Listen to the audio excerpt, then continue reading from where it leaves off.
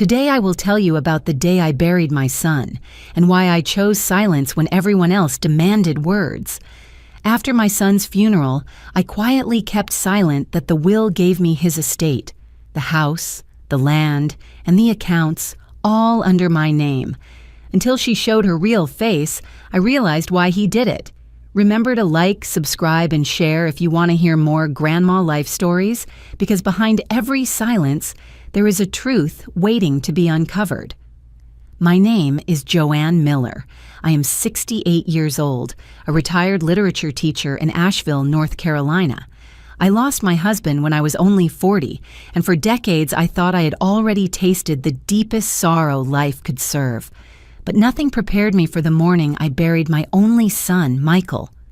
The church was small, wooden, and old, with beams darkened by years of incense and hymn. White lilies lined the aisle, their fragrance heavy, almost suffocating. The organ played a slow, haunting melody, and every note pressed down on my chest like a stone. I sat in the front pew, my hands folded tightly around my bag. Inside was a letter Michael had written to me, along with his will. The coffin was closed, but in my mind I could still see his face, gentle, tired, and kind. My heart ached, yet my tears had already dried. It was not because I didn't love him enough, but because grief had hardened into something colder. At the altar, Evelyn, my daughter-in-law, stood with her son Lucas beside her. She wore a black dress that clung to her like a costume. Tears streamed down her cheeks as she spoke about her beloved husband.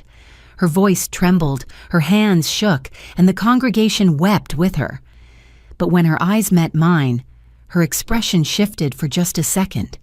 Behind the veil of grief, I saw steel, calculation, resentment. They say funerals expose the living more than they honor the dead. That day, I learned how true it was. I squeezed my bag tighter, feeling the edge of the envelope inside. Michael's handwriting had been steady, though his life was slipping. In the will, he had left everything: our family home on the Blue Ridge Hill, the land in Henderson County, his cars and his savings, solely in my name. Nothing was left for Evelyn. He trusted me, not her. And though the truth weighed heavy, I remained silent. Michael's words still echoed in my mind from the letter he wrote. "Mom, if you are reading this, forgive me. I know Evelyn will never understand, but I need you to protect Lucas. Promise me you won't let her twist his future. He deserves love, not leverage." While Evelyn cried for the crowd, Lucas slipped away from her side. He came to me, his eyes red and swollen, his voice small but steady. "Grandma, Dad said you'll always keep me safe. Don't let anyone take me away." His little arms wrapped around me, trembling, and I held him tighter than ever before. A friend of mine, Mark Benson, sat nearby. He was a family lawyer and had known Michael since childhood. He leaned closer and whispered so only I could hear, "Michael trusted you, Joanne. Keep it, at least for Lucas. Don't let her win." I didn't answer. I didn't need to. Mark saw it in my eyes. I understood. My silence was not weakness. It was my shield. When the service ended and the mourners trickled out, the church grew quiet. Stained glass light fell across Evelyn's face as she walked toward me. Her grief was gone. Her mouth curled into something sharper. "Joanne," she said in a low voice, "you have one thing left to do. Hand over the house and land. Michael was my husband. It belongs to me now. You're old, you don't need much anymore. Why cling to what should be mine?" I looked at her. I said nothing. My silence unsettled her more than anger ever could. For a moment I saw fear flicker in her eyes, but she quickly masked it with disdain. She turned away, scrolling through her phone as though the confrontation hadn't happened. In that moment, I understood what Michael had seen, why he had done what he did. Evelyn wanted me to beg, to break, to surrender on her terms, but I would not. I had Lucas's trust, Michael's final words, and the will that bound it all. My silence would be my weapon, and it would reveal her true face to everyone else. The funeral was over, but the real battle had only just begun. The night before, the funeral replayed in my mind as vividly as if it had just happened. The hospital room smelled of antiseptic and sorrow. Machines beeped softly in the background, and every sound seemed to mark how little time was left. My son lay weak, his skin pale against the white sheets, yet his eyes were sharp, still carrying the light of the boy I once cradled. I sat by his bed, holding his hand. His grip was faint, but his gaze was steady. "Mom," he whispered, "I don't have long." "You know that." I swallowed hard, forcing myself not to cry. "Don't say that, Michael. You'll get better. You have to." He shook his head gently, a small smile forming on his lips. "You taught me never to lie, Mom. We both know the truth." Mark Benson, our longtime family lawyer and Michael's childhood friend, stood quietly at the corner of the room. He had a brown envelope tucked under his arm, the one I now carried with me everywhere. Michael lifted a trembling hand toward him. "Mark," he said, his voice weak but determined, "I need you to make sure this stands. My mother will be the executor. Everything. Our home, the land, the accounts, even the cars, it all goes to her name. Not Evelyn, not anyone else." Mark stepped forward, his expression serious. "Michael, are you certain? This decision will not be easy. Evelyn will fight it." "I know she will," Michael answered, his eyes flickering with a shadow of pain. "But she won't fight for Lucas. She'll fight for control, for money, for appearances. I can't leave my son in her hands alone. I trust my mother, only her." My heart clenched hearing those words. "Michael, don't do this because you think I need it. I don't. All I need is you." He turned his head slowly, looking directly at me. "Mom, listen to me. This isn't about money. It's about Lucas. He's only 8 years old. He needs protection, stability, love. Evelyn will raise him to resent, to bargain with life like it's a game. I can't let her shape him that way. You're the only one who will guide him with kindness. Promise me you'll keep him safe." Tears burned my eyes, but I forced myself to stay composed. "I promise, Michael. I will protect him with everything I have." His lips trembled into a faint smile. "That's why I wrote it all this way. People will say it's unfair that I was cruel to Evelyn, but the truth is she's already chosen her path. I've seen her eyes, Mom, cold when no one is looking, cruel when no one else is listening. She loves power more than people. You love without condition. That's what Lucas needs." I brushed his hair gently from his forehead, memorizing the lines of his face. "He will know who his father really was. I'll make sure he grows with your spirit in him." Michael's breathing grew shallower, but he held my hand tighter for one last moment.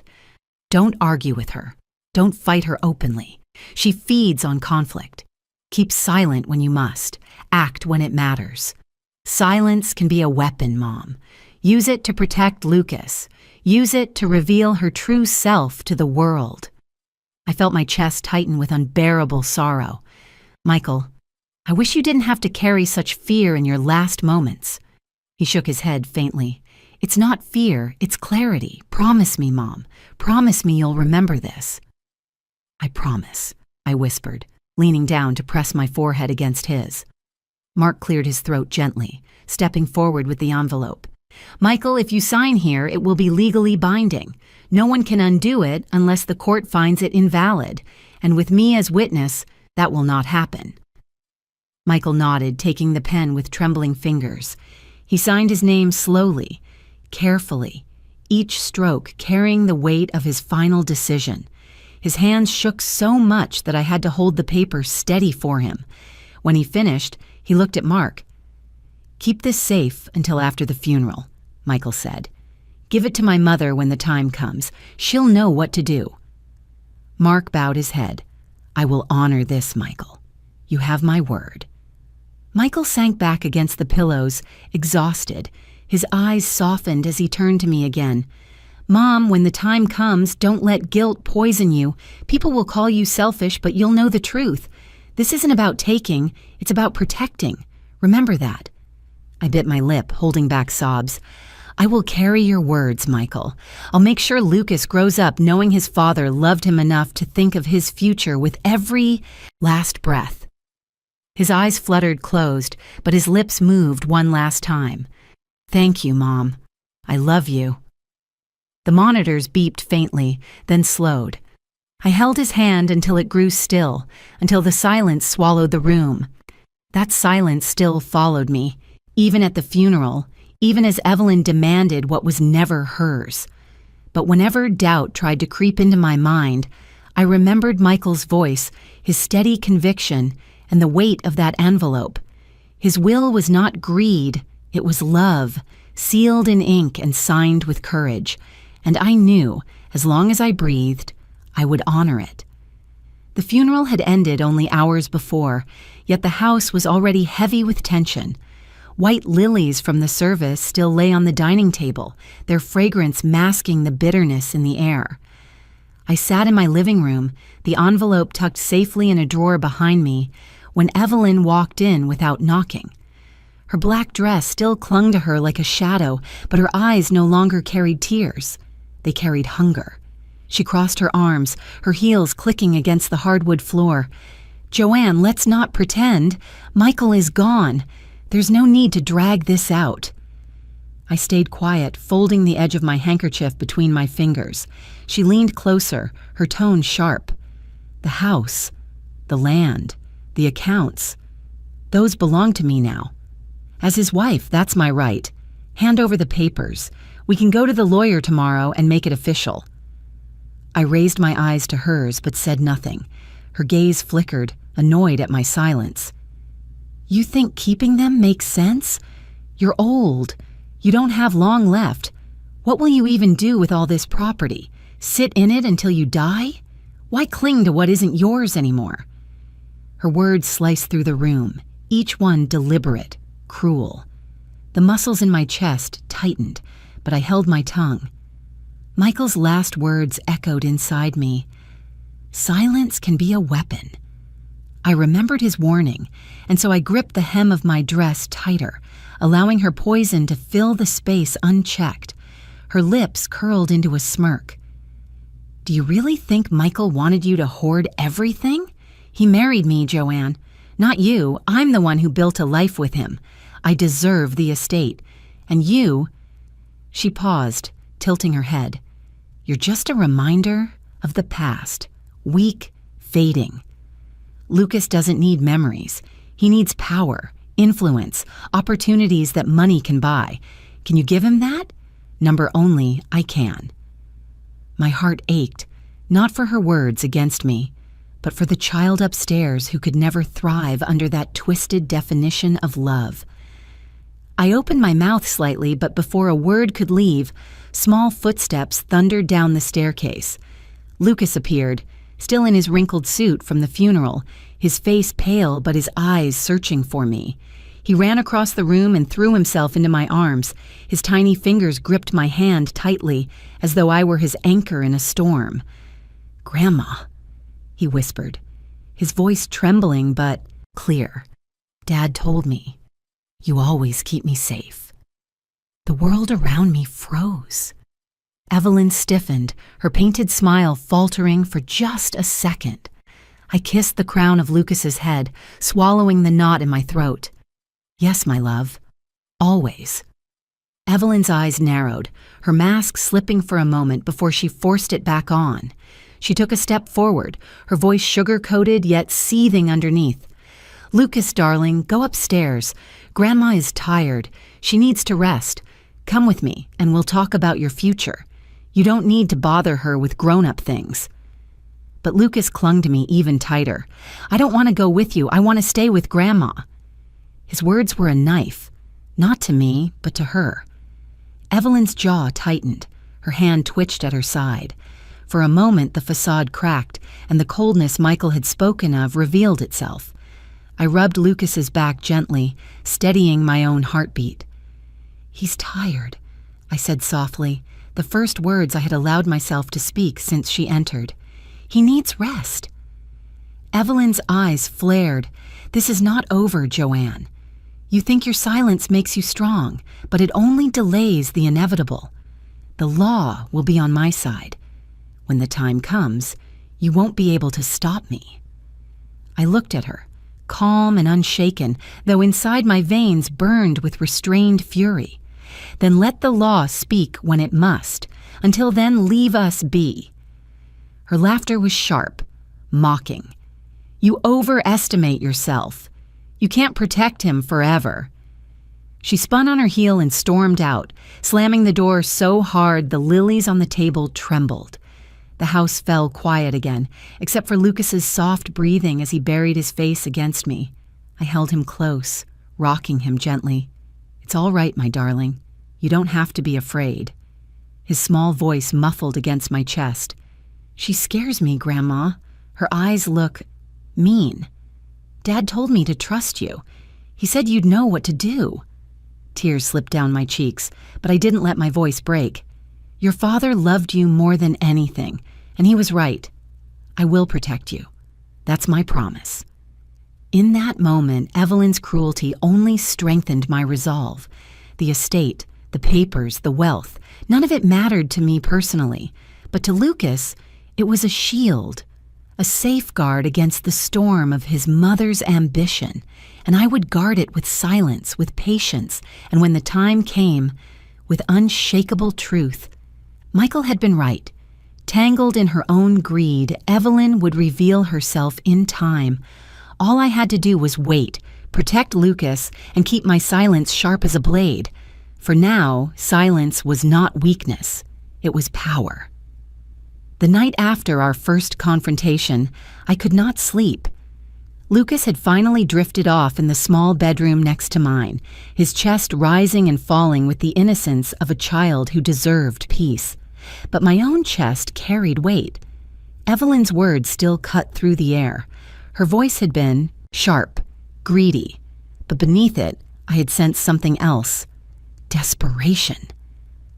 I sat in the dark, staring out the window as the street lamps hummed. That was when I noticed her car. It had been parked a block away from my house all evening, and now its headlights flickered on. Curiosity drew me to the curtain. Evelyn's black sedan rolled slowly to the corner and stopped. Another car, larger and tinted, pulled beside it. I watched as Evelyn climbed into the passenger seat. Even at a distance, I could see her stiff posture, the way her hands twisted together. A man was waiting for her. His shoulders were broad, his profile harsh under the glow of a streetlight. I could not hear their words, but his body language said enough. He leaned in close, pointing a finger at her. Evelyn's head dropped. She shook it quickly. Then he slammed his fist against the steering wheel. She flinched. My stomach turned. For a few seconds, the silence outside pressed harder than any scream. Then, faintly, through the glass, his voice carried. "If you don't have my money by the end of the month," he snarled, "don't blame me for what happens next." I covered my mouth, the reality crashing in. Evelyn wasn't just greedy, she was drowning. Her response was muffled, choked. I could see her shoulders tremble. She reached for her purse, fumbling inside, as if trying to offer something, anything to appease him. But he shoved her hand away. She pressed her palms to her face, breaking down in tears right there in the passenger seat. I had never seen Evelyn cry alone. At the funeral, her tears were public, staged, a performance for sympathy. But this was raw, cracking her mask into pieces. She shook her head violently, as if the world around her was collapsing. The man's face twisted with impatience. He opened the door, leaned halfway out, and spat on the pavement before sliding back into his seat. His words were colder this time. "No more excuses. You've had long enough. Get it done." Evelyn nodded rapidly, desperate, her tears streaking down her cheeks. She clutched her knees, curling in on herself like a frightened child. The door slammed, the other car sped away, and she remained there, alone in her own vehicle. I pulled back from the curtain, my heart racing. I had known Evelyn to be manipulative, yes. Selfish, yes. But now the pieces fit together in a darker picture. The estate, the money, the relentless pressure she had placed on me, all of it was not merely ambition. It was survival, or at least her twisted version of it. Still, pity did not come easily, because her desperation endangered Lucas. Her choices, her debts, her lies, they threatened his stability, his safety. That I could not forgive.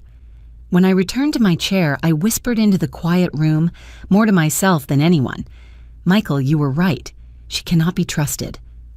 The next morning, Evelyn appeared at my door. Her face was carefully painted again, hair smoothed, voice dripping with forced sweetness. Joanne, she said, perhaps we started on the wrong foot. We both love Lucas. Surely we can find common ground. I studied her carefully.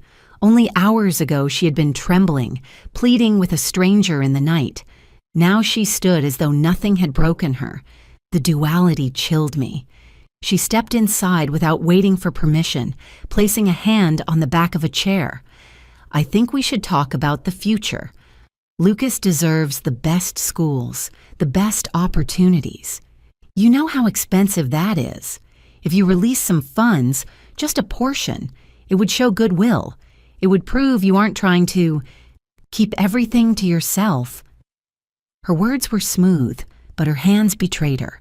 They shook slightly as she tucked them behind her back. I heard again the threat from the man in the car. 1 month. That was the deadline pressing on her shoulders.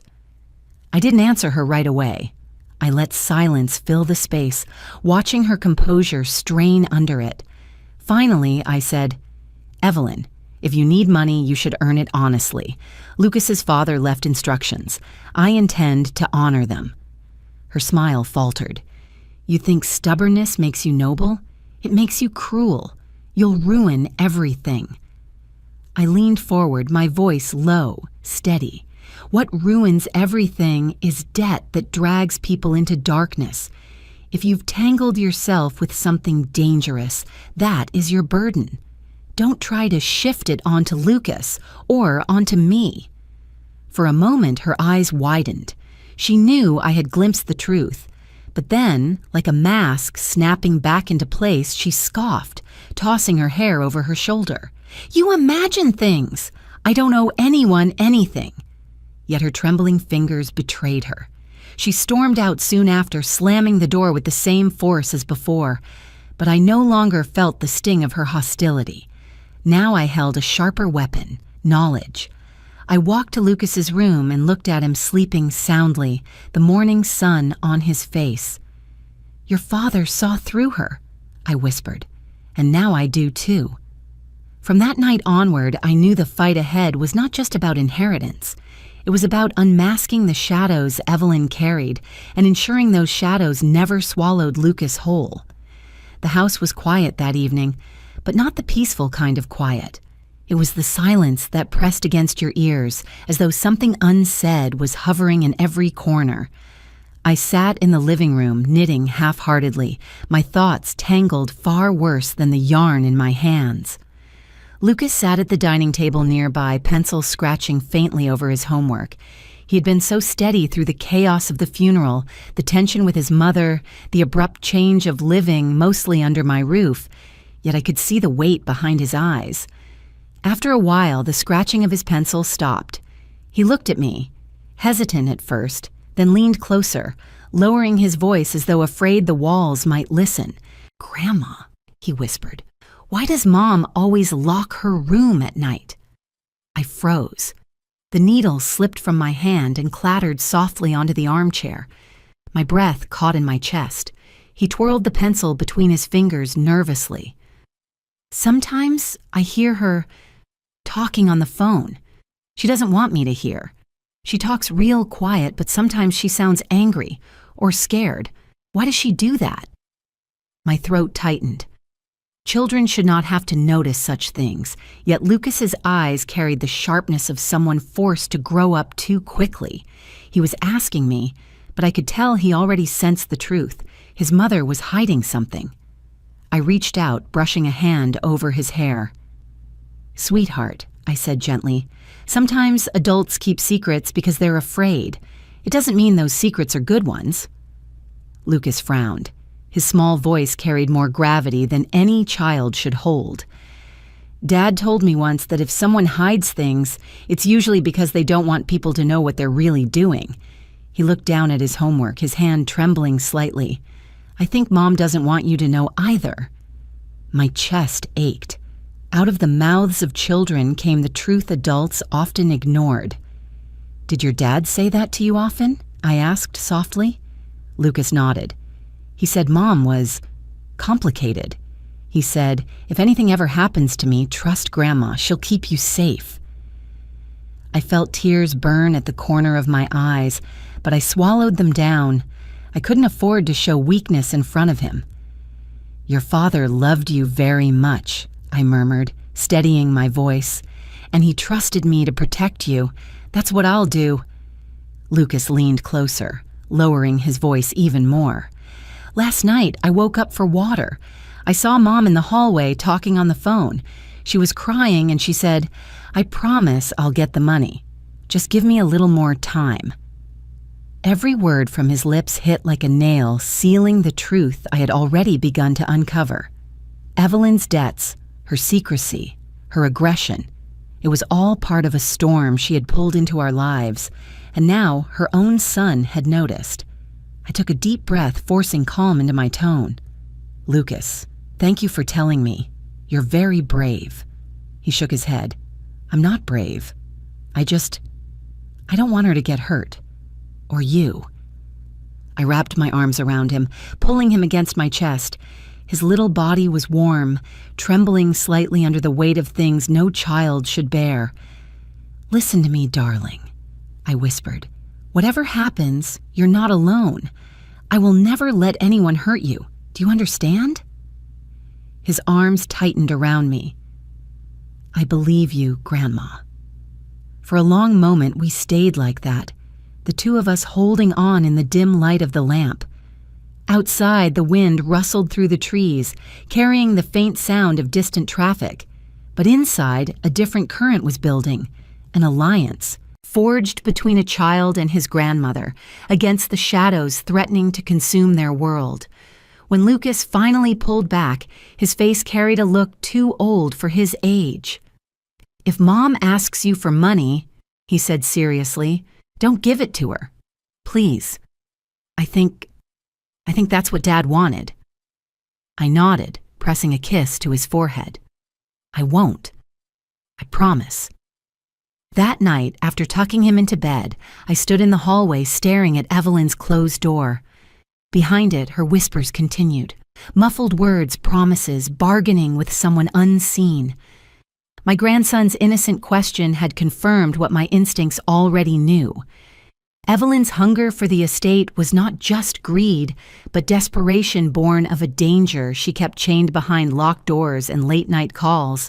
And now, Lucas was not only the one I had to protect, he had become the one showing me where to look, what to guard against. He was the key. The child who saw through the cracks adults tried so hard to plaster over. As I finally turned away and headed to my own room, I whispered into the silence, "Michael, your son understands more than we ever thought, and he's the reason I will not fail." The night stretched long, filled with murmurs behind Evelyn's door. But I no longer felt blind. Lucas had unlocked the truth, and with that truth came both fear and resolve. The battle lines were clearer than ever, and I knew exactly where I stood. The next morning, I walked up the narrow stairway to Mark's law office. The building was old brick, tucked into the corner of Asheville's main street. Inside, the scent of leather-bound books and faintly polished wood filled the air, a place where silence carried more weight than chatter. Mark stood as I entered, tall but slightly weary, his sleeves rolled up as though he had been buried in casework since dawn. He gave me a warm nod. "Joanne, I'm glad you came." I sank into the chair across from him, clasping my hands tightly in my lap.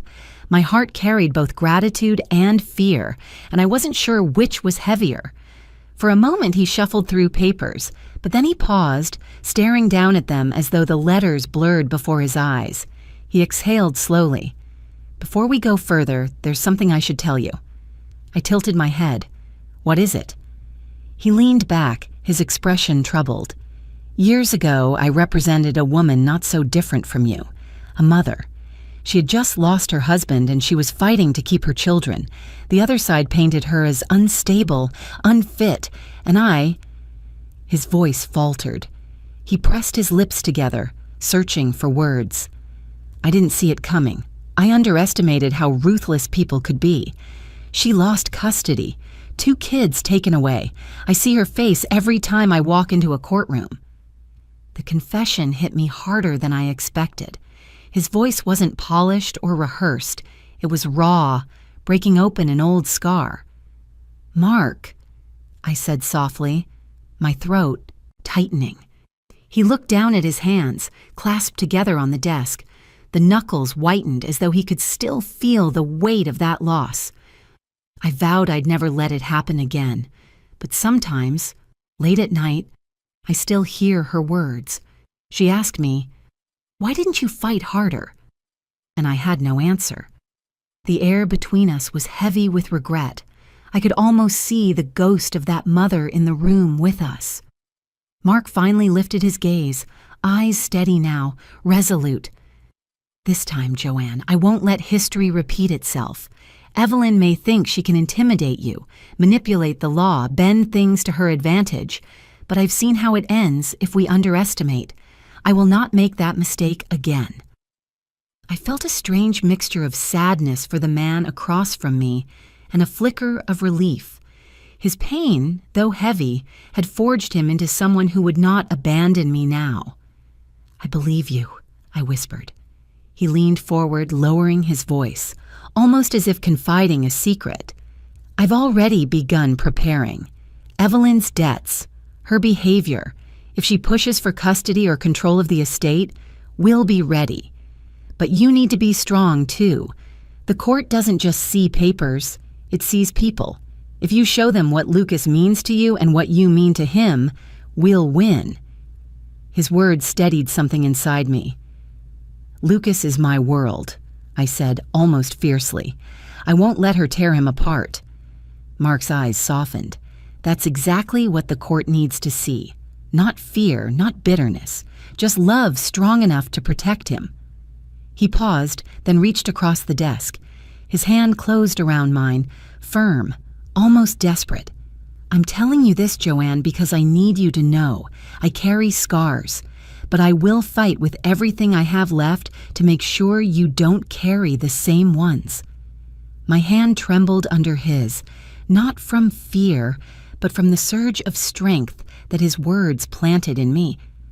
For the first time since Michael's death, I felt as though I wasn't standing alone against Evelyn's storm. I nodded, meeting his gaze. "Then we fight together." A silence fell between us, not awkward, but filled with something unspoken, trust forged in grief and determination. Mark released my hand slowly, his voice steady once more. "There will be moments ahead where Evelyn will try to break you. She'll use words that cut, threats that make you doubt yourself.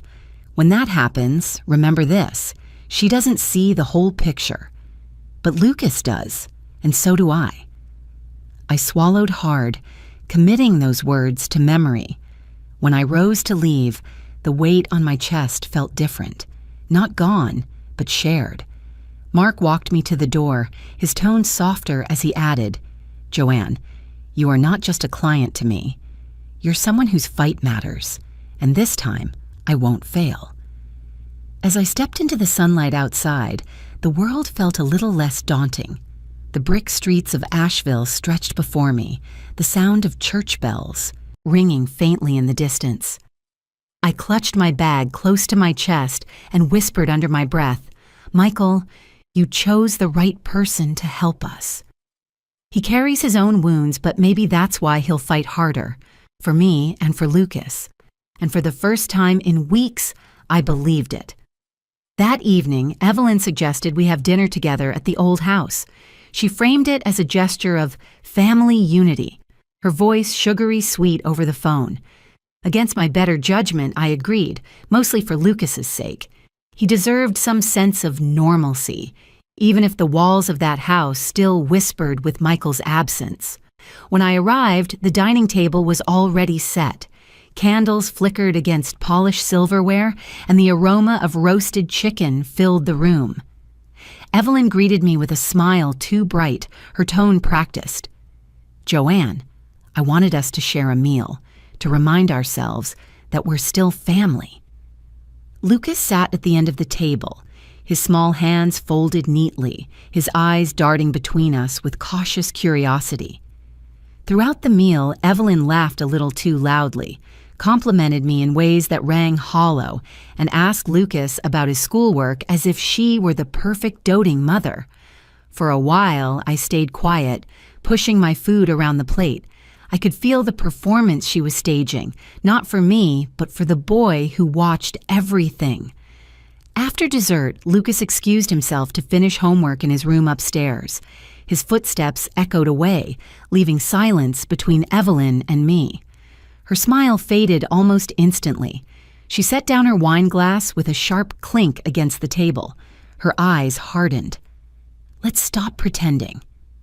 I kept my gaze steady, though my stomach tightened. "What do you mean?" She leaned in slightly, her voice dropping into a hiss.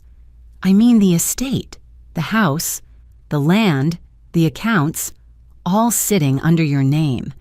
If you don't sign them over, I'll make sure everyone in this town thinks you're nothing but a greedy old woman who stole from her widowed daughter-in-law." The shift in tone was so stark it chilled the air. Gone was the sweet hostess. In her place sat a woman with venom in her veins. I took a slow breath, refusing to let her see me shaken. Michael left those things because he trusted me to protect Lucas. That's all this is about. Not greed, not me. She scoffed, her lips curling. "Do you really think anyone will believe that? An old woman clinging to property she doesn't even need. You're alone, Joanne. People will side with me. They'll pity me." Her words cut deep, but anger sparked within me, pushing aside fear. I lifted my chin and met her glare head on. "You may twist stories, Evelyn, but truth has a way of rising. I don't need to scream it from the rooftops. It speaks for itself." For a moment, her facade cracked. Her eyes flickered with something darker, desperation. She clenched her jaw, fingers drumming against the table. "You think you're clever, but you have no idea what I'm capable of." The room was heavy with her threat, yet beneath her sharpness I caught a trace of something else. Panic. I remembered Lucas's words about her locked door, her whispered phone calls at night. It wasn't just greed driving her, it was fear. I steadied my breath. "Evelyn, this isn't a game. You're not just risking money or land, you're risking Lucas's heart. Do you think he won't see who you really are if you keep down this path?" Her face twisted, half fury, half disbelief that I dared speak so plainly. "Lucas is my son. He'll always side with me." I shook my head slowly. Children may love their parents, but they also see more than you think. He sees, and he feels. One day, the mask you wear will slip, and he will know. For a long, tense moment, neither of us moved. The candles flickered between us, casting shadows across her sharp expression. Finally, she stood abruptly, chair scraping against the wooden floor. "This conversation is over," she snapped. "But mark my words, Joanne, I will not be pushed aside." She stormed from the dining room, her heels clicking down the hall, leaving me alone at the long table. My hands trembled slightly, but my heart beat with a strange steadiness. Yes, she had threatened me. Yes, she intended to make me look like the villain. But for the first time, I realized she was cracking. The mask had fallen, even if only for a moment, and I had seen the truth. When I climbed the stairs to check on Lucas later, he looked up from his desk, eyes wide with unspoken questions. I knelt beside him, smoothing his hair. "Ba?" he whispered. I gave him a small, reassuring smile. "Don't worry, sweetheart. No matter what anyone says, the truth will take care of itself."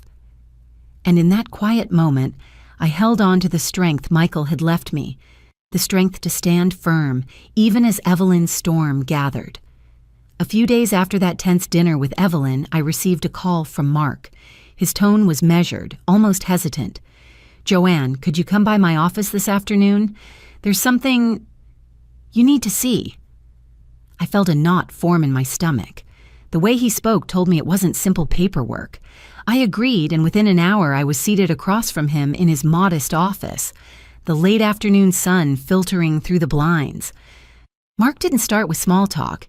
He folded his hands, studied me with quiet seriousness, and then slid a thin folder across the desk. "I debated showing you this, but after what you told me about Evelyn's threats, you deserve to know the full picture." I hesitated, my fingertips trembling as I lifted the folder. Inside were printed screenshots of text messages, conversations that made my chest constrict. The first message was from Michael, dated months before his illness had worsened. "Why are you still seeing him, Evelyn? Don't you realize what this does to us?" Her reply was chilling in its casualness. "You don't understand. He gives me what I need. You don't. Stop acting like a victim." I gasped softly, my breath catching. My son had discovered her betrayal and carried it silently. Mark's voice was low, careful. "Michael brought these to me once. He said he hadn't confronted her fully yet. He wanted advice. But then his health declined, and before we could revisit it, he passed." I couldn't tear my eyes from the words on the page. Each message revealed more cruelty, more selfishness. Evelyn mocking him, dismissing his fears, writing things no husband should ever read. One exchange burned into me. "Michael, do you ever think about Lucas? What will happen if he finds out?" "Evelyn, Lucas will never know. He needs me, not you." I pressed the papers against my chest as though trying to shield Michael's memory from the poison on them. Tears blurred my vision, but I forced them back, swallowing the ache in my throat. "Mark," I whispered, "this is why he changed his will. This is why he told me. He only trusted me with Lucas. He knew she wasn't just careless, she was unfaithful. She would betray not only him, but the boy, too." Mark nodded gravely. "Exactly. This isn't about money, Joanne. Michael's decision wasn't selfish, it was protective. He saw what Evelyn was capable of, and he acted while he still had the strength." I closed my eyes for a moment, letting his words sink in. Memories of my son's tired smile, the way he had pressed my hand in those last days, came flooding back. His silence then made sense now. He had carried this burden, shielding Lucas, shielding even me. When I opened my eyes, Mark leaned forward, his tone resolute. "If Evelyn tries to challenge the will, this is admissible evidence. It establishes motive. It shows Michael wasn't irrational. He acted out of clear, painful knowledge." I looked at him, my voice breaking. "And yet, part of me still wishes I hadn't seen this. It hurts, Mark. Knowing my son endured this betrayal in his final days." He reached across the desk, placing his hand gently over mine. "Sometimes truth is sharp, Joanne, but it also defends. Don't see it only as pain. See it as Michael's last shield for Lucas, entrusted to you." I clutched the papers again, feeling both devastated and strangely fortified. This was more than a legal document. It was the unspoken chapter of my son's life, one he hadn't lived long enough to voice aloud. I thought of Evelyn's false smiles, her sharp threats, the way she had looked me in the eye and dared to twist the truth. Now I understood the desperation in her eyes. She wasn't just chasing wealth. She was covering her own disgrace, terrified that the mask would fall. Standing, I steadied myself. "Thank you, Mark. I needed this, even if it breaks me." He gave a solemn nod. "Joanne, you're stronger than you know. Michael saw that too. That's why. He trusted you." As I left his office, the weight in my hands felt heavier than paper.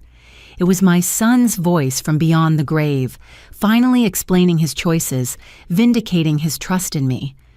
Driving home, I replayed Evelyn's threats, her smug confidence that she could paint me as greedy. I almost pitied her now, because the truth was sharper than any lie she could weave, and when the time came, it would cut through her pretense like glass. When I reached home, Lucas greeted me at the door with his usual innocent smile. "Ba, you look tired. Are you okay?" I bent down, wrapping him tightly in my arms, pressing a kiss to his forehead. "I'm okay, sweetheart. I just learned something important today. Something that proves your daddy loved you and wanted you safe more than anything." He hugged me back without fully understanding, and I silently vowed never to let Evelyn's betrayal shape his future. Michael's trust, Mark's support, and my own resolve would stand against her, no matter how bitter the battle ahead. For the first time in weeks, I felt not only sorrow, but clarity. Evelyn's mask had slipped at dinner, but now I held the key to expose her entirely, and I knew I would not falter. That night, the house felt unusually still. I had just tucked Lucas into bed, kissed his forehead, and whispered goodnight. He seemed calm, but there was a restlessness in his eyes, the kind only a child carries when he senses that the grown-ups around him are hiding storms. I went back to my room, trying to calm my thoughts after the revelation Mark had shared earlier that day. My hand still trembled when I recalled the texts. Evelyn's betrayal was no longer just suspicion. It was truth etched in ink. Yet I had no idea how close another storm was brewing under the same roof. Lucas couldn't sleep. Later, he told me he kept hearing the faint vibration of his mother's phone through the walls. He slipped out of bed, padding quietly down the hallway on bare feet. The door to Evelyn's room wasn't shut all the way. A thin sliver of light spilled onto the floorboards. Inside, Evelyn's voice was low but sharp, carrying enough venom to freeze a child in place. Lucas pressed himself against the wall, listening. "If you give me the money, I swear I'll disappear. I'll leave this suffocating town behind," she hissed into the phone. "All I need is what's rightfully mine. Once I get control of the accounts, I'm gone." There was a pause. Lucas could hear her tapping her nails against the dresser. Then she added with a bitter laugh, "They think I'm desperate, but once I cash out, they'll never see me again. Not my son, not his old witch of a grandmother. No one." The words cut into Lucas like glass. He bit his lip hard, tears stinging his eyes. He didn't understand everything about inheritance or accounts, but he understood enough. His mother wasn't planning a future with him in it. His heart pounded. He backed away, careful not to creak the floorboards, then turned and ran down the hallway. His small fists trembled as he reached my room and pushed the door open. "Ba, ba," he whispered urgently, his little chest heaving. I sat up instantly, alarmed by his pale face. "Lucas, what is it, sweetheart?" He clambered onto the bed, clutching my arm. "I heard Mama. She was on the phone. She said she wants money, and then she'll leave. She said she'll go away and not see us anymore." His voice cracked. "She called you a witch." My breath caught. I pulled him into my arms, feeling the tremor in his small body. I stroked his hair gently, steadying him even as my own chest twisted. "Shh. It's okay, Lucas. You're safe. I promise you, you're safe." But inside, my mind raced. This was confirmation of what I had feared.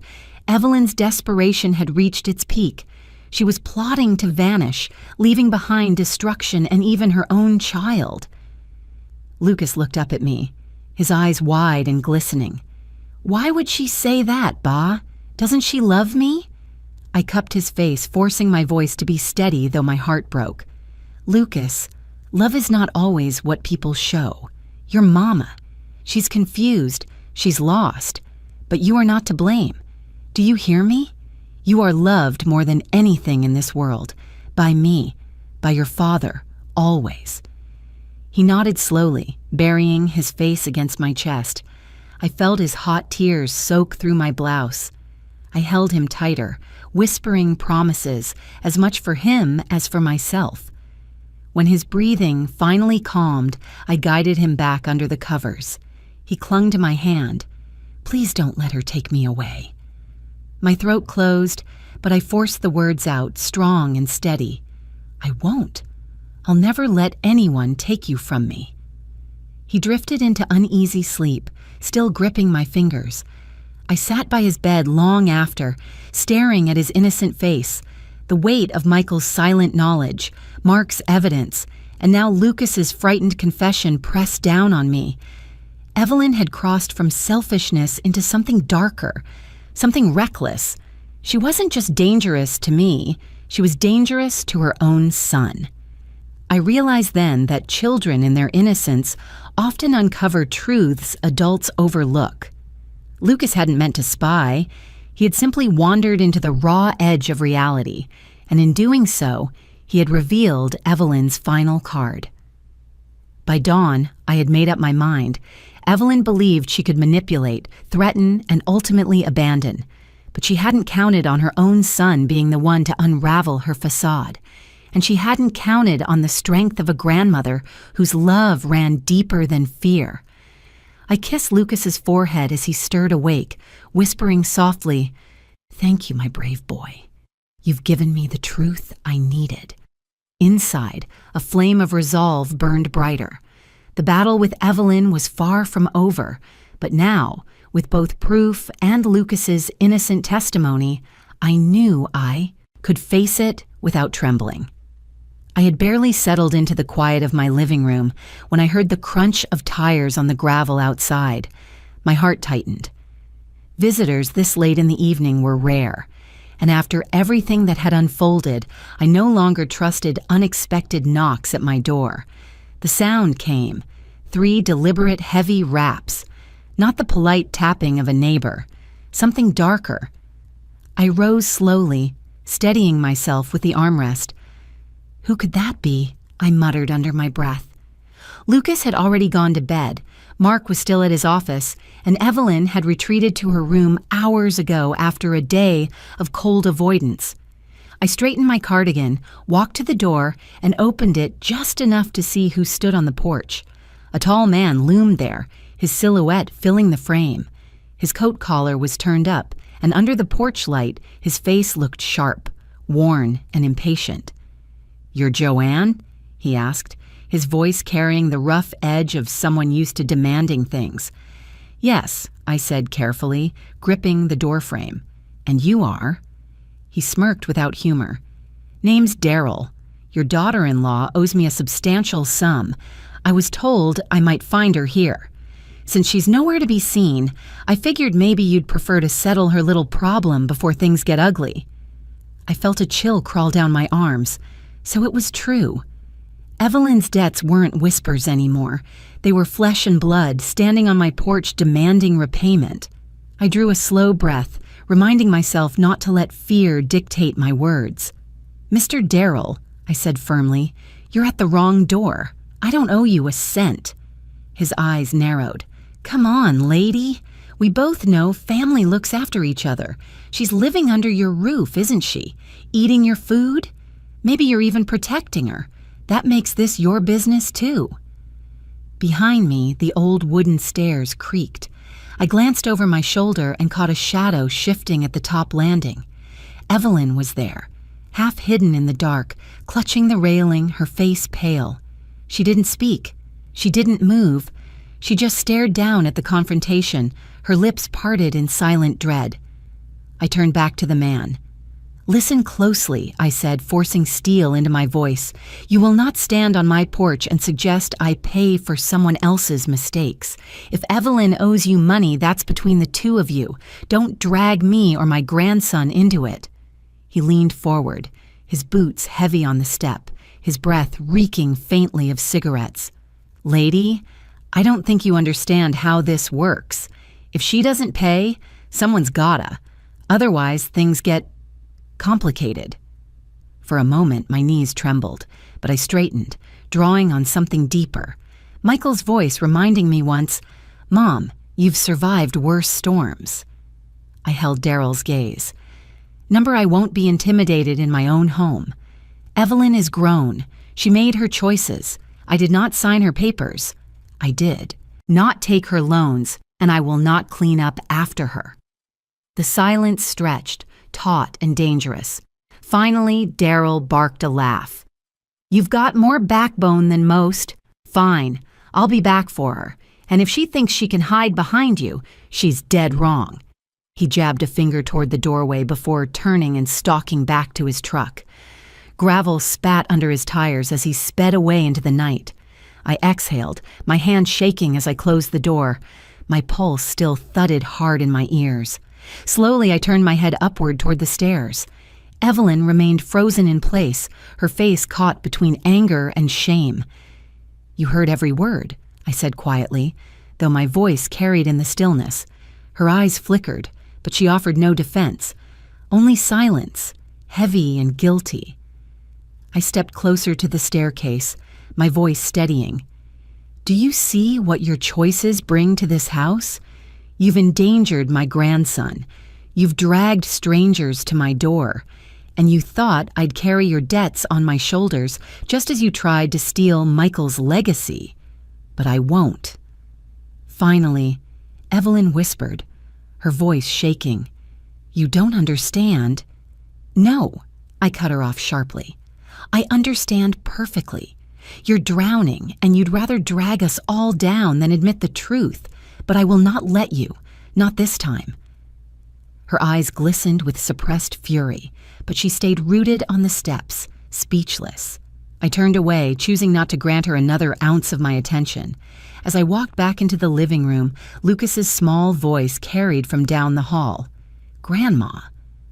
Who was that? I softened, forcing calm into my tone. "Just someone who came to the wrong house, sweetheart. Go back to sleep. Everything's fine." But inside, I knew things were far from fine. Tonight had stripped away the last layer of Evelyn's facade. She was not just greedy. She was reckless, dangerous, and desperate enough to gamble with everyone's safety. Still, I also knew something else. The more she tried to corner me, the more I had to stand taller. Michael had trusted me with his son's future, and I would not betray that trust. Not for Evelyn's debts, not for her threats, not for anything. And though she tried to hide in the shadows, I had seen her face clearly tonight. The mask was gone. She knew it. I knew it. And soon, the whole town would know it too. The house was unusually quiet that night. I sat at the kitchen table, a cup of chamomile tea cooling between my palms, while the old clock ticked steadily against the silence. Lucas had gone to bed hours ago, and I had hoped Evelyn would do the same. But as the minutes passed, I heard faint clinking sounds from the living room, the distinct chime of glass against glass. I rose and moved closer, careful not to startle her. The sight stopped me cold. Evelyn sat slouched on the couch, a nearly empty bottle of red wine on the coffee table. Her hair fell in messy strands, her blouse wrinkled, and her cheeks blotched from drink. She wasn't putting on her usual performance tonight. Her mask had slipped. "I don't know how to do this," she muttered to herself, her voice breaking. She wiped at her eyes, but the tears kept coming. "I don't know how to be a mother. James always knew how to reach him. He made it look so easy. But me? I only know how to ruin things." Her words pierced me. For the first time, I saw a crack in her hard exterior, and part of me almost felt pity. Almost. Because while her grief might have been genuine, I couldn't forget the cruelty she had shown when sober, the manipulations, the venom behind her threats. As I stood frozen in the doorway, I noticed movement down the hall. Lucas had padded out of his room, rubbing his sleepy eyes. He must have heard her voice. His small figure lingered just beyond the edge of the living room light. He tilted his head, confused, worried. "Mom," he whispered, his voice trembling with hope that maybe, just maybe, this softer side was real. Evelyn jerked her head up, startled. Her glass clattered on the table, spilling crimson wine across the wood. For a fleeting second, she looked vulnerable. Eyes red, lips trembling, shoulders shaking under invisible weight. But the moment vanished like smoke. She hardened instantly, as though shame had burned her tenderness away. "Go back to bed, Lucas," she snapped, her tone sharp enough to cut. He blinked at her, stunned. "But you were crying." Her jaw clenched. "I said go to bed. This is none of your concern. Don't meddle in grown-up matters." Lucas's small hands balled into fists at his sides, his face twisting in hurt. I could see the battle inside him, wanting to comfort his mother but recoiling from her rejection. Finally, his shoulders slumped, and he turned back toward the hallway, his bare feet silent on the floor. Evelyn collapsed against the couch cushions, muttering under her breath, "Why can't anyone just leave me alone?" She grabbed the bottle and took another long swallow, as though drowning her weakness before anyone could witness it again. I stayed hidden in the shadows, my chest aching. Watching my grandson shrink from his mother's cruelty filled me with both sorrow and fury. She had let him glimpse her humanity and then slammed the door on him before he could step through. It was crueler than her usual coldness. It dangled hope before snatching it away. Later, when Evelyn finally staggered off to her room, I found Lucas sitting on the edge of his bed, eyes downcast. I sat beside him, smoothing his hair. "Are you all right, sweetheart?" He shook his head. "Grandma, why does she push me away? Did I do something wrong?" My throat tightened. I pulled him into my arms, letting him rest his head on my shoulder. "No, darling, you've done nothing wrong. Sometimes people hurt others because they're hurting inside. It doesn't make it fair, and it doesn't make it right. But it's never your fault." He sniffled quietly, clinging to me. "She doesn't love me the way Dad did. He always listened. He never yelled at me like that." I kissed the top of his head, holding back my own tears. "Your father loved you more than anything, and I love you just the same. That will never change. And even if your mother doesn't know how to show it, deep down, she does love you. She just doesn't know how to be the parent you need." Lucas leaned into me, silent, his breathing slowing as exhaustion overtook him. I tucked him into bed, pulling the blanket up to his chin. Watching his innocent face relax into sleep, I felt a surge of resolve harden inside me. Evelyn might flash moments of weakness, but they were fleeting, drowned as quickly as they surfaced. She refused to grow, refused to change, even when her own child stood before her aching for warmth. And that, more than anything, showed me why Michael had chosen me to carry this burden. He had seen through her long before the rest of us dared admit it. As I closed Lucas's door, I thought back to the sight of her tears, the raw whisper of her confession. A small part of me wanted to cling to that shred of humanity, but it wasn't enough. Not after everything. Her weakness didn't absolve her sins. It only made her more dangerous, unpredictable, like a flame that flickers just before it burns down the house. I returned to my own room, lying awake as the night stretched on. The image of Lucas's wounded eyes replayed in my mind, fueling my determination. This wasn't just about protecting an inheritance anymore. It was about shielding him from the chaos Evelyn carried like a storm cloud.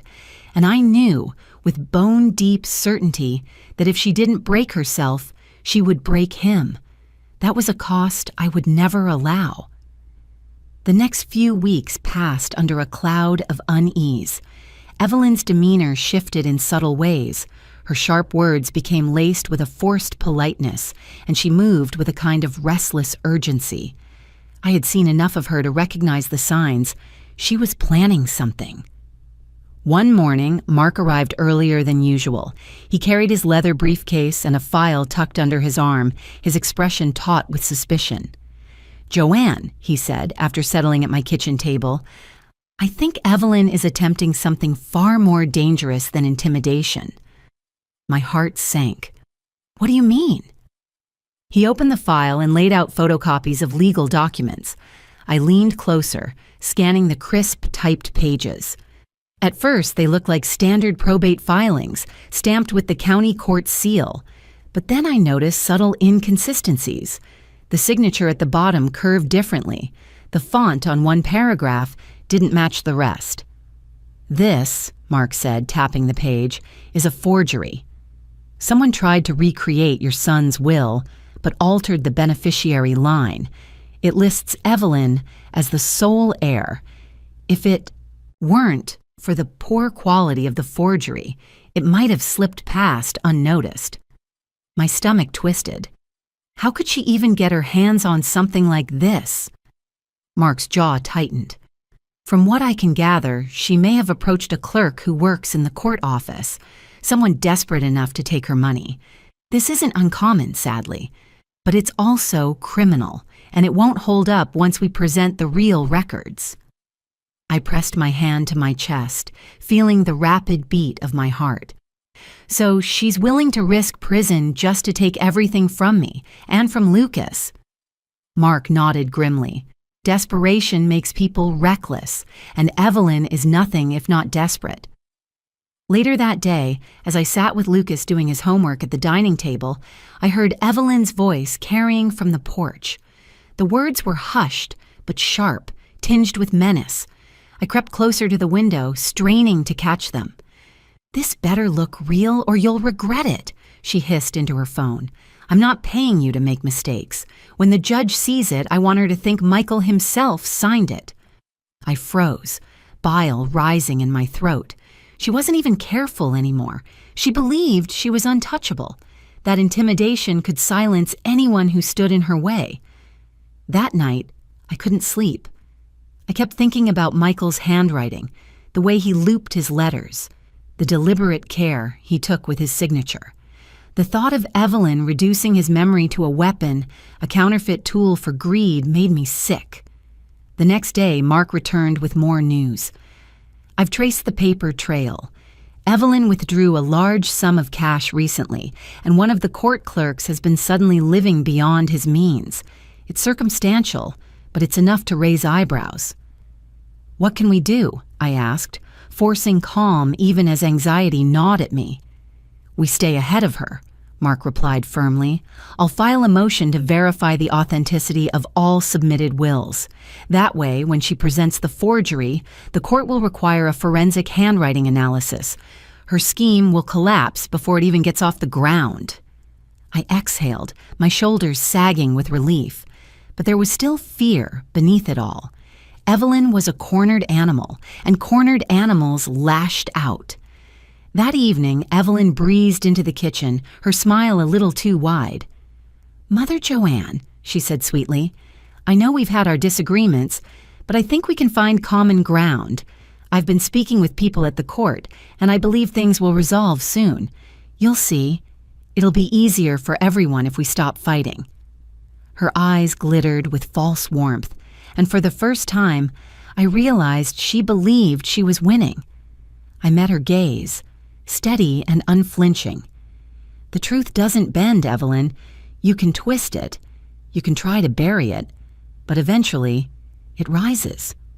Her smile faltered for a fraction of a second before she turned away, muttering under her breath. Later, when Lucas was asleep, I sat in my room holding Michael's original will. My fingers traced his signature, the real one, the one written with steady conviction. Tears pricked my eyes as I whispered into the quiet, "I won't let her erase you, son." Not like this. The following week, Mark called with confirmation. Evelyn's false documents had been submitted to the court. He sounded almost relieved. "This is good, Joanne. It means she's overplayed her hand. We can prove fraud, and fraud changes everything in the eyes of the law." I clutched the phone tightly, torn between relief and dread. We were closer to exposing her, yes, but the thought of Evelyn unraveling, realizing her grand scheme was about to fail, filled me with unease. What would she do when the walls closed in? As I hung up the phone, I glanced down the hallway toward Lucas's room. His steady breathing was faint but comforting. I knew one thing with certainty. Evelyn's games had crossed a line. She was no longer just scheming for property. She was tampering with the law itself. And once people like her start to believe rules don't apply, the danger multiplies. Mark's words echoed in my mind. Desperation makes people reckless. I could feel it in my bones. The storm wasn't over. It was only beginning. For weeks, I had kept quiet. I had listened, observed, gathered. My silence had been both armor and shield. But now, as Evelyn's schemes grew bolder, I knew that silence would no longer protect the truth. That morning, I dressed Lucas in his best shirt and told him gently, "We're going into town today. I want you to see something important." He looked at me curiously, his eyes still carrying the innocence his mother had tried to dim. At Mark's office, I placed Michael's letters on the polished wooden desk. They were letters he had written years ago, not meant for lawyers or courts, but for his son. Words of love, guidance, and memory. I handed one to Lucas and encouraged him to read aloud. His small voice filled the room. "Dear Lucas, I may not always be near, but I want you to know you are my pride and joy. No matter what happens, remember that love is your anchor. Hold on to it, and you'll never be lost." Lucas's voice cracked on the last line, and he pressed the paper to his chest. His eyes shimmered with tears, but he smiled faintly. "Dad really wrote this," he whispered. I placed my hand on his shoulder. "Yes, darling, and that's why no false paper can erase him. The truth of who he was lives in these words, and in you." Mark leaned forward, his gaze steady. "This is more powerful than any argument I can make. Authentic handwriting, personal tone, undeniable proof. If Evelyn presents a forged will, this will dismantle her claim completely." Lucas clutched the letter tightly, as if it were a lifeline. I felt the weight of Michael's presence in the room, as though his voice still lingered between us. That same afternoon, Mark and I walked into the courthouse. I held a file thicker than my own hand, every document carefully prepared. Evelyn was there already, leaning against the corridor wall with false confidence painted on her face. She smirked as she saw me, but the smirk faltered when she noticed Lucas holding Michael's letters with fierce protectiveness. Inside the clerk's office, I placed the original will, Michael's letters, and the forensic report on the table. My hands did not tremble. For the first time since his death, I felt clarity instead of fear. The clerk looked uneasy as he examined the pages. Mark's voice was firm. "We are formally filing evidence of attempted fraud. The handwriting analysis confirms these signatures were forged, while these letters, authenticated, match Michael's true signature. The contrast is undeniable." Evelyn shifted in her seat, crossing and uncrossing her legs. Her eyes darted from the clerk to me. "This is unnecessary," she snapped. "Michael wanted me to have everything. He told me so before he died." I turned to her, my voice steady. "Then why did you need to pay someone to create lies on his behalf?" The silence that followed was heavy. Even Lucas looked up, his small face hard with a determination I hadn't seen before. Later, as we left the courthouse, Lucas slipped his hand into mine. "Grandma," he whispered, "does this mean she can't take Dad's house away?" I squeezed his hand. "It means she can try, but we won't let her succeed. We have the truth. That's stronger than her greed." That night, as I sat at my kitchen table, exhaustion washed over me, but it was accompanied by something else, a fire I hadn't felt in years. My mind replayed the words I wanted Lucas to remember, the same words Michael had written. "Love is your anchor." I realized then that protecting Lucas meant more than shielding him from Evelyn's cruelty. It meant showing him that courage could be quiet, but it also had to rise when the time was right. As I folded the letters back into their envelopes, I spoke softly, half to myself, half to Michael. There is a time when silence is a weapon, but there is also a time when the truth must be spoken. Lucas, sitting nearby with his crayons, glanced up. "What did you say, Grandma?" I smiled gently. "I said that we fight lies with the truth, and we never let fear make us small." He nodded solemnly, as if the weight of those words settled into him. The next morning, Evelyn stormed into the house. She was furious, her face flushed, her voice sharp. "You think you've won because you waved some old letters around? The court hasn't ruled yet, Joanne. Don't get comfortable." I stood tall, unflinching. "I don't need to win, Evelyn. The truth already has, and deep down, you know it." For the first time, I saw something flicker in her eyes. Doubt. A crack in the armor she wore so brazenly. After she slammed the door and left, Lucas came running in. "Grandma, were you scared?" I crouched down, brushing his hair back from his forehead. "Yes, sweetheart, but courage isn't about not being scared. It's about standing firm anyway." He threw his arms around me, and I held him tightly, feeling the fragile strength of his small body. In that embrace, I knew we had turned a corner. We were no longer just defending against Evelyn's cruelty. We were standing against her, side by side, with truth as our shield. And for the first time since Michael's funeral, I believed we had a fighting chance. The courthouse conference room was quiet except for the faint ticking of a wall clock. Evelyn sat across from me, her arms folded, her chin lifted in defiance. Her eyes glittered with malice as she leaned forward. "You really think you've won, Joanne?" she spat, her voice sharp enough to cut glass. "Don't fool yourself. I'll take back everything.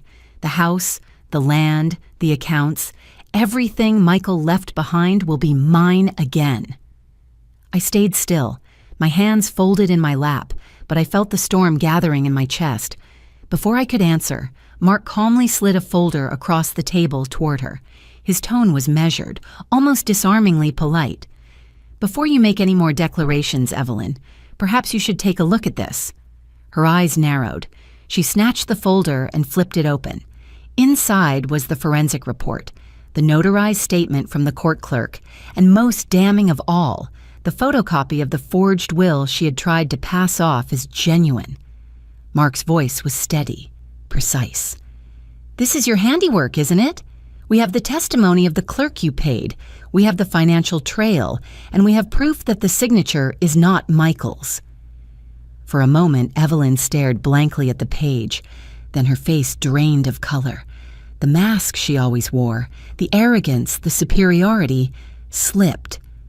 Her lips trembled, but no sound came out. I watched her chest rise and fall in shallow, panicked breaths. She looked cornered, like a predator who had finally realized she was prey. Lucas had been quiet until now, sitting close to me, holding the letters his father had written, but suddenly his voice cracked through the silence. His words were raw, unfiltered, a child's plea that carried more weight than any accusation. "Mom, why?" His little hands shook as he clutched the papers. "Why would you lie? Why would you try to take Dad's things? He trusted you. I trusted you." The room froze. Evelyn turned toward him, her eyes wide with something between shock and shame. Tears pooled, but she blinked them back with stubborn pride. I only wanted security," she stammered, her voice breaking. "I didn't know how else to survive." But Lucas shook his head violently, tears spilling down his cheeks. "No, you didn't want to survive. You wanted more. You wanted everything, even if it meant hurting me, hurting Grandma." His words struck like thunder. The child who had endured her coldness was now holding her accountable in front of everyone. Evelyn covered her face with her hands. Her shoulders heaved as though the weight of every lie, every cruel word, every selfish choice had finally collapsed on her all at once. Mark's gaze softened for a moment, but his words remained resolute. "This is the end of the line, Evelyn. There's no talking your way out. The evidence is clear. The law will not protect you." I should have felt only triumph. For so long she had tormented me, belittled me, tried to strip me of dignity and security, and now here she was, unmasked, undone. Yet as I looked at her slumped figure, I also felt something else. Not sympathy exactly, but a sorrow that things had come to this. Lucas crawled into my lap, sobbing into my shoulder. I wrapped my arms around him, my heart breaking for the boy who had seen too much, who had learned too early that the people we love can betray us. I whispered into his hair, "It's over, sweetheart. She can't hurt us anymore." Evelyn lowered her hands and looked at us, mother-in-law and grandson bound together in grief and resolve. For the first time, there was no venom in her eyes, only exhaustion. Her voice was hollow when she spoke. "I lost Michael, and then I lost myself." I held Lucas tighter, not answering. Some truths needed no reply. The clerk stepped into the room then, signaling that the hearing would proceed soon. Evelyn didn't resist when the bailiff approached to escort her. She rose slowly, her movements heavy, as though each step cost her something she no longer possessed. As she left, Lucas lifted his head from my shoulder. "Grandma," he whispered, "is it really finished?" I kissed his forehead gently. "Yes, darling. She built her life on lies, and lies can't stand forever. Today, the truth stood taller." He nodded, his small hand gripping mine tightly. When the door closed behind Evelyn, the silence left behind was different, no longer suffocating, but freeing. I breathed deeply, realizing that for the first time since Michael's funeral, the shadow hanging over us had begun to lift. I looked at Mark and said quietly, "Thank you. Not just for the law, but for helping me carry the weight." He smiled faintly. "You carried it longer than anyone else could. Today, you put it down." As I left the courthouse hand in hand with Lucas, the autumn wind swept across my face. It was cool, sharp, alive. People often said justice was cold, but to me, it felt like a breath of air after being buried too long. I glanced down at Lucas, who was watching the ground thoughtfully. "Grandma," he said softly, "Dad would be proud of you." My throat tightened, and I blinked back tears. "No, sweetheart, he'd be proud of us, of you, because even when the lies tried to bury the truth, we held on to it together." And as we walked into, worse, the fading light, I knew the story wasn't over yet. There was still healing to be done, wounds to mend, futures to rebuild. But Evelyn's collapse had been the turning point. Justice wasn't just served, it was felt, deep in the heart, leaving behind not bitterness, but a fragile sense of peace. The gavel struck once, firm and clear, echoing through the courtroom. The judge's voice carried no hesitation as he read the verdict aloud. The court finds that the last will and testament of Michael Bennett, as presented by the defense, is authentic and legally binding. All listed assets, including the family home, the accounts, and associated holdings, remain in the possession of Joanne Bennett, as designated by the deceased. I closed my eyes for a brief second, letting the words settle. Not as triumph, but as release. The weight I had carried for so long lifted, little by little, until all that remained was stillness. Evelyn sat frozen for a moment, her eyes vacant, her lips pressed thin. The fight was gone. No more sharp words, no more venom. She stood slowly, shoulders hunched, her once commanding presence reduced to something fragile, almost ghost-like. Without looking at me, she gathered her purse and walked toward the door. Through the tall windows, I could see the drizzle outside turning into steady rain. She stepped into it without an umbrella, her figure swallowed by the gray curtain. For all her cruelty, for all her schemes, I felt no desire to gloat. Only a quiet sadness that a woman so gifted with life had chosen to waste it chasing power. Lucas gripped my hand tightly. His small fingers trembled. "Grandma, is it really ours now?" I turned to him, my heart softening at his wide, uncertain eyes. I knelt down, brushing a strand of damp hair from his forehead. "Yes, Lucas, the house is yours. Not because of courts or papers, but because it holds your father's memories. It belongs to you and to the love he left behind. Tears welled in his eyes, but this time they weren't the tears of confusion or fear. They were lighter, like rain washing away months of heaviness. He buried his face in my shoulder, whispering, "Thank you for keeping him with me." I held him close, feeling his heartbeat against mine. "Always," I whispered back. "That was my promise to your father, and now it's my promise to you." Mark joined us, setting his files aside. His expression was steady, but there was a flicker of warmth in his eyes. "Joanne, you fought with dignity. You never stooped to her level. That's what will stay with Lucas more than anything. The way you chose truth over vengeance." I nodded slowly. He was right. I hadn't wanted victory at any cost. What I wanted was protection, stability, a place where a child could still grow with hope instead of fear. As we left the courthouse, the air smelled of rain-soaked earth. Evelyn's figure was long gone, vanished into the city's blur.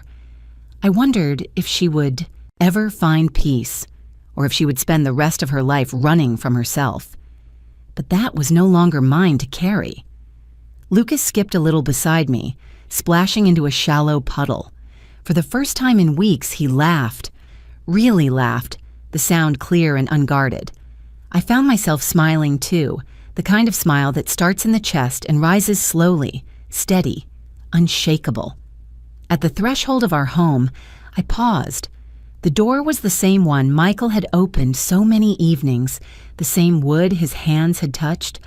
I placed my palm against it, a silent vow. "Lucas," I said softly, "this house is not just walls and windows. It's your father's love, our family's history. I'll protect it for you until you're ready to protect it yourself."